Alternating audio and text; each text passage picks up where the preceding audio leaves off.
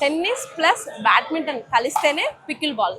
యూఎస్లో చాలా క్రేజ్ అని చెప్పాలి, ఎందుకంటే ఇది యూఎస్ గేమే కదా. ఇది 1965లో ఈ పికిల్ బాల్ అనేది స్టార్ట్ అయింది. అప్పటి నుంచి చాలా మంది దీన్ని ఆడుతూ దీని యొక్క హైప్ అనేది పెంచుకుంటూ వచ్చారు. ఈ మధ్య కాలంలో ఇండియాలో కూడా చాలా బాగా పెరిగిందని చెప్పాలి.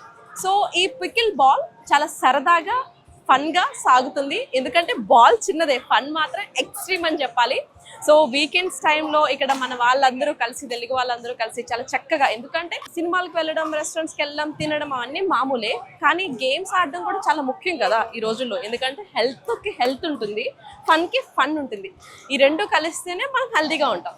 మరి ఇక్కడున్న వాళ్ళు పిల్లలతో అందరితో సోషలైజ్ అవ్వాలన్న ఒక ఉద్దేశంతో ప్రతి ఒక్కరు కూడా ఆ పేరెంట్స్ అందరూ ఒక చోట గ్యాదర్ అయ్యి ఇలాంటి గేమ్స్ అనేవి కండక్ట్ చేస్తుంటారు.